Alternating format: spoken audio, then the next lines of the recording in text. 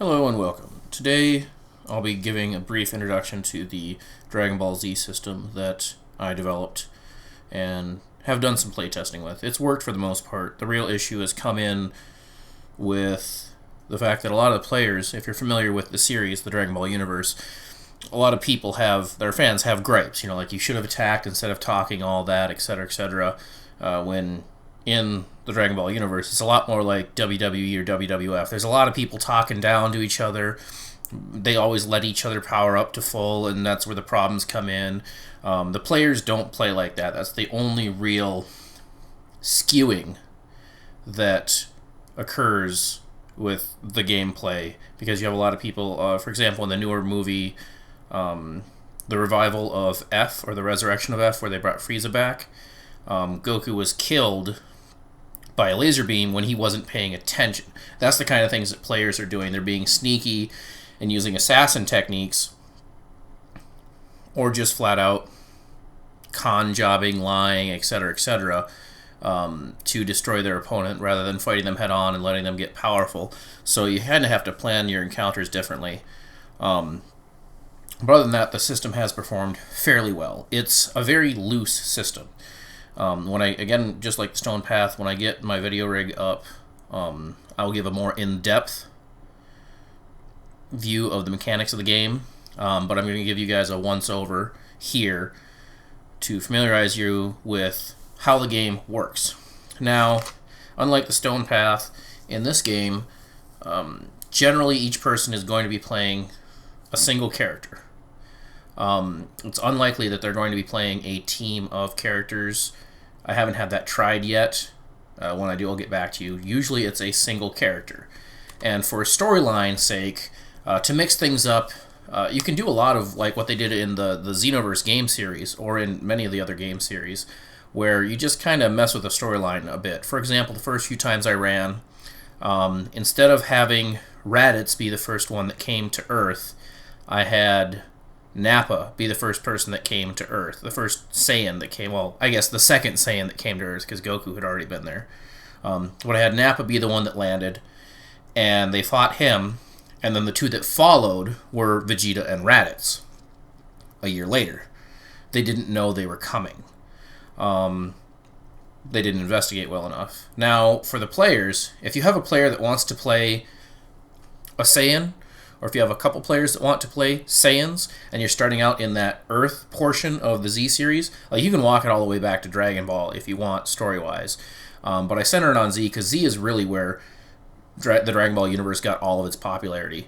GT was alright, Super is back to kicking some butt, but however, Dragon Ball Z is really where they got the popularity in the American audience, which is where I live.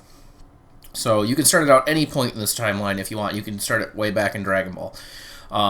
But if you have someone that, say, wants to play a Saiyan, or multiple characters that want to play a Saiyan, when you make that universe, and you're starting on, say, Earth, because that's going to be the easiest thing you can do, it's pretty easy. You just remove Goku. They're playing the Goku role. One, or however many of them, are the first batch or the first Saiyan that came to Earth that was supposed to take it over, and they hit their head and whatnot.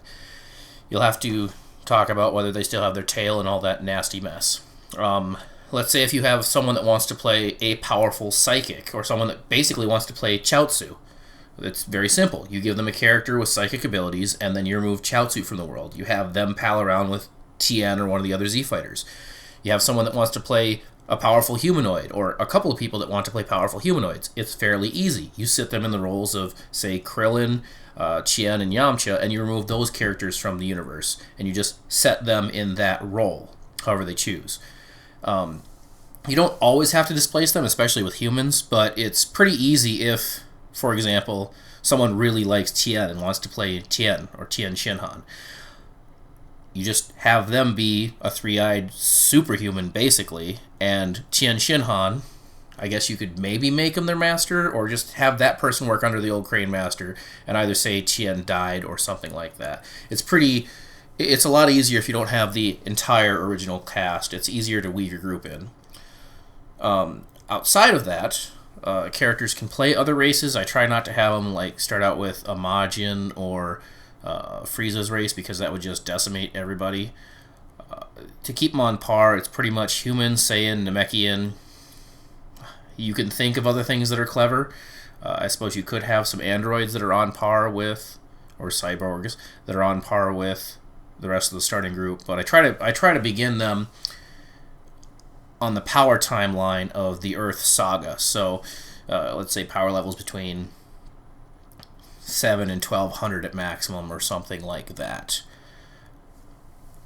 Once again, if you have someone play a Namekian, then you could have them also be Kami, or you could still leave Kami, the god, over the planet, and you're just the other half. It's however you want to lead the storyline.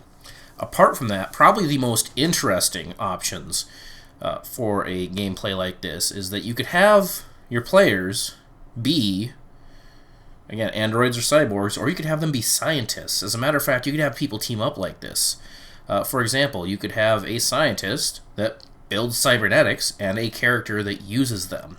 So the scientists themselves, they're not really good in battle, but they have all the money, the resources, the weaponry, they can outfit the team, and they can continually upgrade the other character.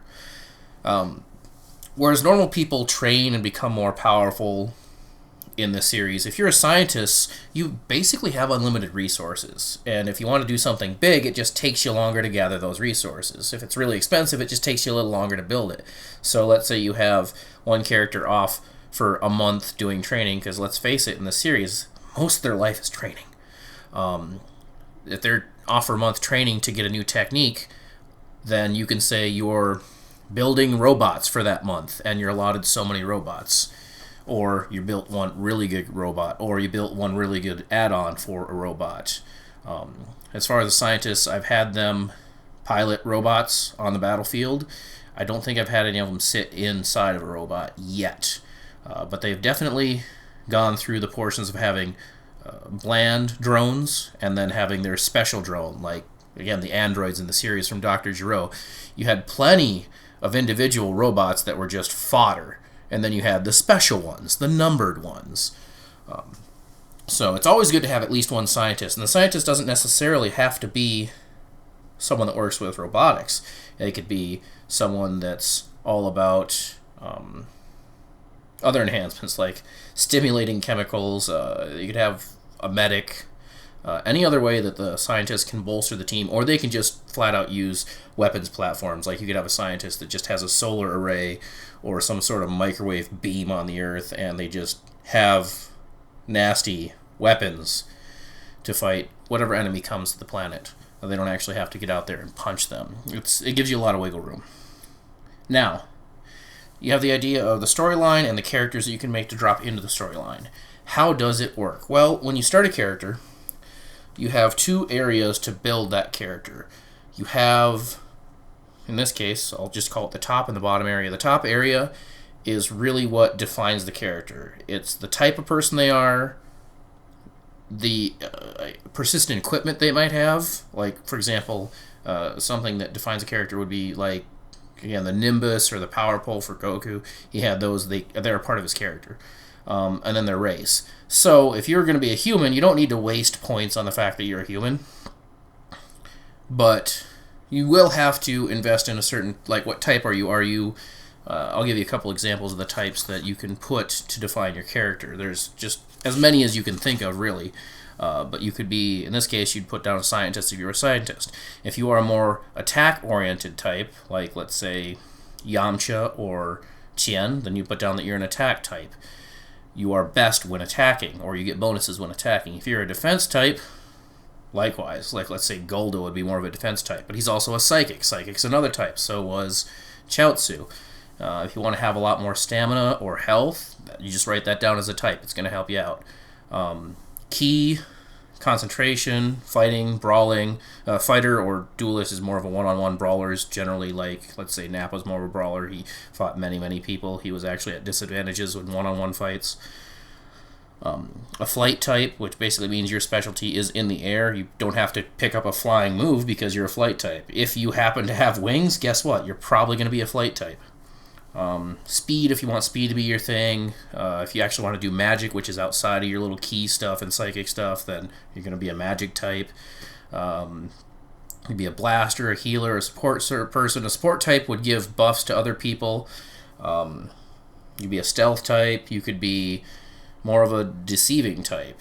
Quite literally, it's your job to be the sycophantic lapdog to whoever's invading and then stab him in the back.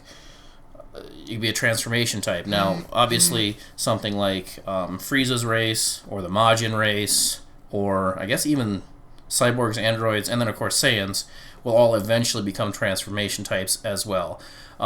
You're limited to 7 types, and when you start out, if you have one type, it'll be a lot more effective than if you have multiple types. I'll give you the hierarchy of ranking in the full rundown, but the wider you spread your character, the less each individual type you have counts for, and that's just basic character creation. A lot of you are familiar with that if you've done a lot of tabletop gaming. So let's say we had someone that wanted to play a Broly type character. So his type was just his race, Saiyan, starting out. And that's all he was a top tier Saiyan. Now on the bottom half is where you choose your moves, your items, or your skills. Now I say items instead of equipment because items are consumable. Moves are like your Destructo Disc, your Makan Kosapo, your Kamehameha, your Masenko, versus skills are, say, the fighting styles. Or a skill instead of a move would be like the afterimage technique would be more of a skill. The spirit bomb would definitely be a move and not a skill. It's really semantics, but skills are something that you wouldn't have to necessarily activate. It's just something like, let's say, your basic martial arts ability is skill. It's going to permeate everything you do, whereas your moves are on demand. Again, items are consumables. That's where you'd have your senzu beans or your capsules, I suppose, because everything else is like armor, etc. is going to be equipment. And you'll have a certain number of these things. There's really no limit to the moves, items, and skills you can have. It's all done through roleplay. But when you start out, again, the more you have, the less ineffective each is. So, to go back to the example of the person that created a Broly-like character, they were just top-tier Saiyan. That's the only race, that's the only bonus they had up top, was the fact that they were a top-tier Saiyan. And on the bottom, they put down, I think it was just blind fighting, so, because he was completely and totally out of his mind with anger, so that's all they did was when they saw an enemy, and they had a paired scientist with them that kept him on a leash, kind of like the Broly series. When they saw something, all they did was become very, very angry, and the scientist used whatever leash they had to direct the Broly-type character towards the enemy. And it worked out pretty well, aside from the times that the party had to put him to sleep. Now, a lot of these can build with one another. For example, if you choose your type to be a key type, and one of your moves is a key move, it's going to be more powerful than if you weren't a key type. Things to think of, and again, I'll give you a better rundown further on, but it's a very general layout. You don't have really, I know I used the word points earlier, but you don't really have points. You just have grades of ability, and then there's a general assumption for the power level. Power level is supposed to be kind of a joke in the series, and it is a little bit of a joke in the game, but you can use it for comparisons, especially to show growth when you don't just want to hand out a large amount of new abilities.